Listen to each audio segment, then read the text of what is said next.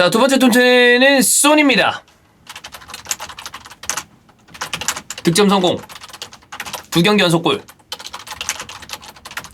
자, 물론 빛은 좀 바랬죠. 왜냐하면 토트넘이 홈에서 본머스에게 졌기 때문에 이 부분은 뭐 아쉬울 수밖에 없는 상황인데, 어쨌든 손흥민 선수가 좋은 모습으로 득점이 나오고 있다라는 이 부분을 조금 더 체크해 볼 필요가 있다. 지금 위쪽에 보면 이 에버리지 포지션이 나오고 있죠.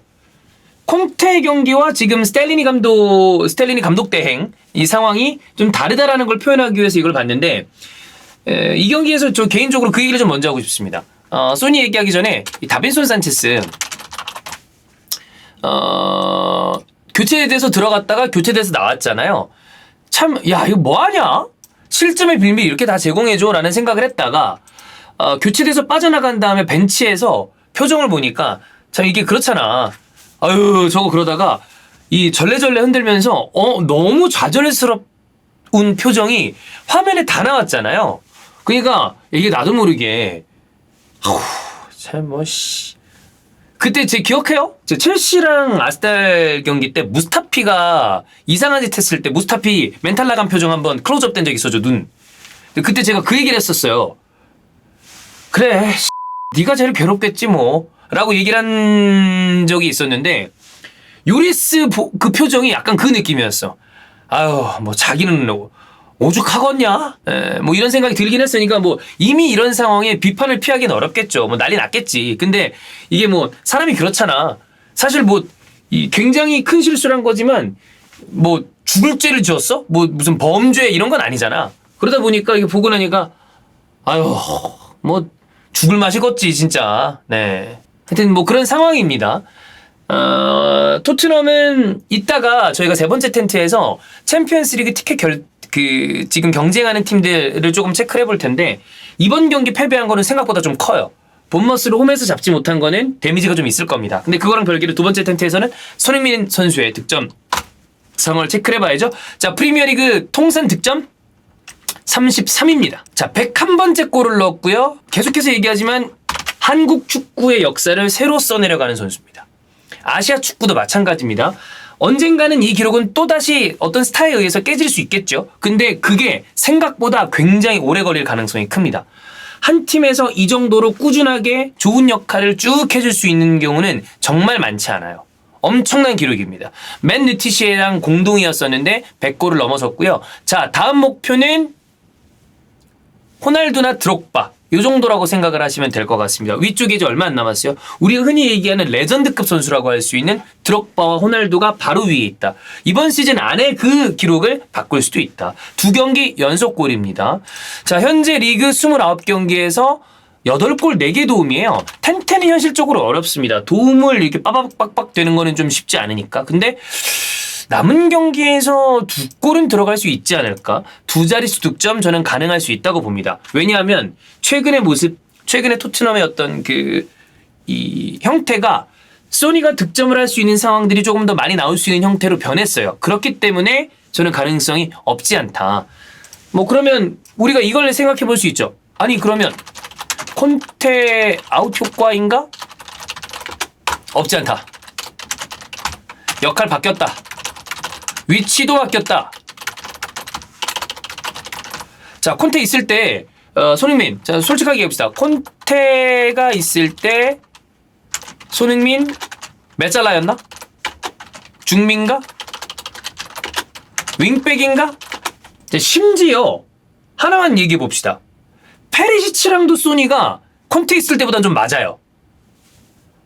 그러니까 그 페리시치 특유의 템포를 끊어먹는, 혹은 질질 끌어서 어떻게든 측면으로 끌고 간 다음에 그냥 크로스만 올리는, 그것도 스텔린이 지금 체제 아래서 좀 줄어들었어요. 컷백도 하고 템포 살리면서 올리고 이러면 이거는 콘테 아웃의 효과가 있다라고 봐야죠.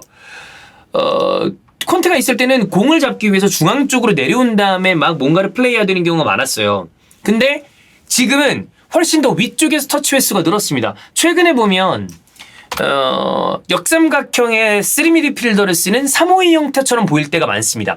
호이비에르가 밑에 있고요. 그 다음에 위쪽에 스킵이랑 클루셉스키, 그리고 난 다음에 소니랑 케인이 투톱처럼 물론 쿠르셉스키가 좀 더 종쪽으로 많이 움직이고 페리시치는 역시 측면으로 빠집니다만 앞쪽에서 라인을 형성하고 있기 때문에 훨씬 더 좋은 모습을 보여주고 있고 거기에다가 케인은 톱에 서는 선수가 맞아요. 그런데 이 선수가 그냥 완전히 포천은 아니기 때문에 전방에만 머물러 있는 것보다 전체적인 경기 영향을 끼쳤을 때 케인이 조금 더 팀과 함께 살아나는 경우들은 우리가 이미 많이 봤습니다. 무리뉴도 그런 방식으로 케인을 많이 썼잖아요. 케인이 중앙 지역에서 종쪽으로 많이 움직입니다. 연계에 들어간다는 거죠. 그럼 손흥민이 위쪽으로 침투하면서 손케 듀오가 활용 방법이 바뀌었다기보다 원래 좋았을 때 형태로 돌아갔다. 그러면 소니가 운반이나 연계에 대해서 조금 더 부담을 내려놓고 간결하게 볼 처리한다면 손흥민의 가장 좋은 점, 상대방의 뒤통수를 빡치는, 그 다음에 들어가서 스프린트를 통해서 좋은 결정력으로 마무리할 수 있는 상황들이 더 많이 나온다는 거죠. 일단 슈팅 자체가 늘었다. 그래서 2경기 연속 초반에 골이 들어갔어요. 브라이튼전 10분에 들어갔고요. 본머스전은 14분에 들어갔습니다. 둘 다 골 장면들은 굉장히 훌륭했고요. 상대가 이제 밀집 수비를 서면 사실 어떠한 공격수든 간에 이 슈팅을 시도하는 건 어렵습니다. 그런데 경기 초반부터 그냥 내려앉아서 수비하는 것보다는 어느 정도 상대적으로 전력이 떨어지는 팀들도 경기를 보면서 천천히 흐름을 잡고 내려앉으면서 이 흐름을 잡아가는 게 일반적입니다. 근데 초반에 골이 나오면 소니 입장에서는 훨씬 더 그러니까 위치적으로 봤을 때 공격적인 어떤 그 포메이션적으로 봤을 때도 초반에 상대의 밀집 수비가 딱 내려앉기 전에 득점을 해주는 게 편하기도 하고 경기 흐름상으로도 좋고 공간도 열려있고 그게 좋다는 거죠.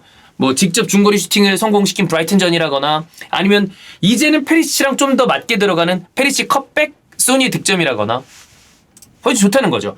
거기에다가 뭐 손흥민 선수 본인도 얘기했지만 이거 2경기 골 넣는 거 이런 게 지금 최근에 폼이 좋은 게 일단은 시스템적인 부분 콘테 아웃 효과 그리고 개인 폼도 올라왔어요. 왜냐하면 이건 계속해서 얘기하지만 소니 개인 폼이 지금 계속해서 좋았던 게 이상한 거야. 좋은 게 이상한 거야. 아나골절 있었죠. 그 다음에 연말 월드컵 있었죠. 그리고 소니 엄청 많이 뛰는 선수예요. 그 많이 뛴다는 게 경기당 어떤 그 활동량을 얘기하는 게 아니라 지속적으로 토트넘에 오는 감독들은 손흥민을 붙박이 주전 선수로 썼습니다. 그러다 보니까 부하도 왔을 것이고 이런 것들이 좀 합쳐져서 심리적인 부담도 분명히 컸을 거야. 그래서 개인 폼도 이전만큼 좋은 상태가 아니었었는데 그것도 훨씬 더 좋아졌다. 수비 가담한 다음에 드리블로 2-3명 제치고 볼 끌고 올라오는 거 이런 거를 원래 소니가 잘하다가 좀 최근에 많이 끊기는 모습이 있었잖아요. 근데 그런 것도 많이 나오고 있고 특히 소니가 은근히 키패스 많이 넣어주거든요. 근데 이 경기에서도 이런 모습이 나왔습니다. 전반전 경기력은 소니 엄청 좋았어요. 물론 이제 밀집 수비를 하면서 본머스가 이 그림을 잘 만들어 갔기 때문에 후반부에는 토트넘 전체가 어려워하는 모습이 있었는데 그 전까지 소니의 전반전 경기력은 정말 많이 좋습니다. 케인한테 기회 창출도 해줬었다. 자, 근데 이제 경기적으로 봤을 때 후반전 얘기를 좀 해봐야 되는데 후반전은 전반보다는 잘 보이지 않았습니다. 상대가 밀집 수비를 하기 시작했고 그 다음에 본머스가 경기를 좀 잘 풀었죠. 근데 후반부에 가서 뭐가 문제였었냐고 생각을 해보면 이 후반 토트넘은 수비 미스들이 좀 나왔습니다. 특히나 우측 라인, 포로, 다빈손 이쪽 파트 이제 렁글레가 부상을 당하면서 이쪽에서 문제가 좀 생기기 시작했죠. 근데 뭐 축구가 공격, 미드필더, 수비 이렇게 따로 떼내서 볼 수 있겠지만 키퍼서부터 최전방 공격수까지 어쨌든 11명이 한 팀으로 움직이기 때문에 후방 라인에서 불안하면 전체적인 밸런스가 뭉개지죠. 후반전에 토트넘 수비 미스가 나오죠. 그럼 밸런스가 당연히 무너집니다. 그러면 이제 본머스가 딱 보고서 후방에서 수비하다가 카운터를 치는 형태로 그림을 바꿔가죠. 본머스도 게리 오닐 감독이 부임하고 난 다음에는 조금씩 경기를 잘 풀어가는 모습들이 나와요. 그래서 생각보다 고전을 해요. 자, 밸런스가 무너졌어요. 자, 이런 상황에서 본머스는 밀집 수비를 합니다. 그럼 이때 토트넘은 뚫어야 되잖아. 리드를 저쪽에 내줬으니까. 공격 일변도. 야, 공격 가자. 공격 앞으로. 라인 올려. 근데 이러다 보니까 이때 다시 페리시치, 소니 동선 문제. 이거는 그래도 비교적 라인 구축을 잘 해놨다가 밸런스가 무너지다 보니까 생긴 문제라고 봐요. 난 어느 정도 해결이 되고 있었다고 봐. 조금씩 바뀌는 모습이 보였는데 전체적인 팀 분위기가 이 경기에서 중반 이후부터 안 좋아지기 시작하다 보니까 다시 이게 약간 드러났다. 이거는 저는 경기를 잘 풀어가는 날에는 덜 나올 거라고 생각합니다. 콘테가 빠지고 난 다음에 좀 덜 나오고 있었으니까. 동선 배분이 좀 안 된 상황도 있었고. 자, 그래서 이건 뭐 소니의 문제, 공격진의 문제 어디라기보다는 수비 쪽에서 문제가 생기면서 생긴 전체적인 밸런스 붕괴가 앞쪽까지 이어졌다라고 보는 게 맞을 것 같아요.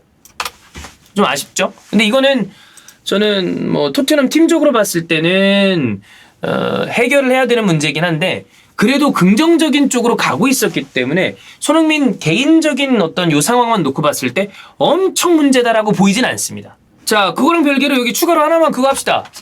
황희찬 리그 2호 골 넣었습니다. 첼시전에서 부상 복귀전 치렀죠. 그리고 브랜트포드전에 후반 교체돼서 출전을 했습니다. 로페테기 감독은 황희찬 선수에 대한 어떤 신뢰는 확실한가 봐. 예, 부상으로 빠지고 그래도 어쨌든 황희찬 선수의 장점을 잘 본 건지 계속해서 쓰고 있어요. 신뢰를 많이 받고 있습니다. 부상 전에도 선발을 계속했고 복귀한 다음에 계속 출전을 시켜. 이거는 로페테기 감독이랑 잘 맞는 거죠. 자, 팀이 1대0으로 리드하고 있었는데 후반 시작하면서 브랜트포드가 공격을 굉장히 강하게 때려놓고 있었습니다.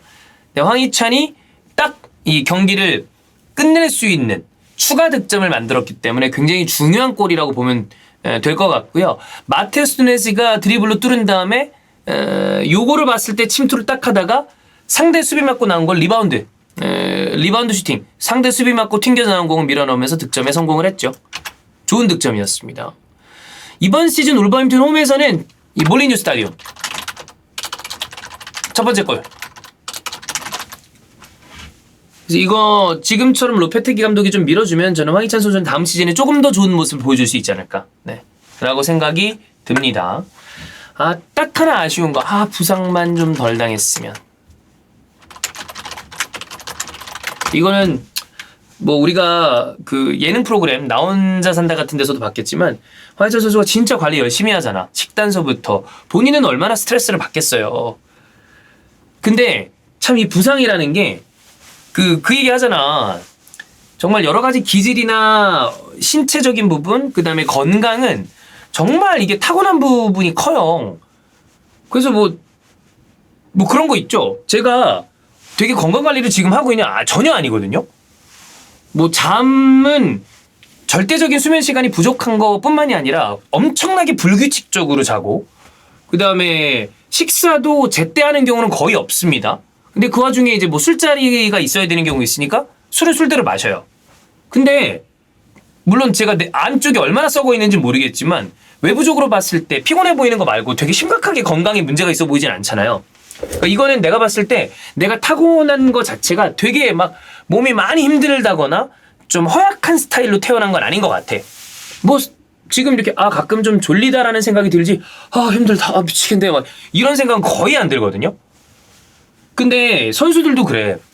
운동선수들도 진짜 치밀하게 관리하는 선수들임에도 불구하고 부상에 시달리는 경우가 있고, 왜 우리 히든풋볼에 선수분들 많잖아. 근데 가끔 술도 마시고 막 콜라 먹고 뭐 아무거나 먹고 그냥 뭐 배달 음식 먹고 이런 사람들 중에서도 계속 부상 안 당하는 선수들도 많대.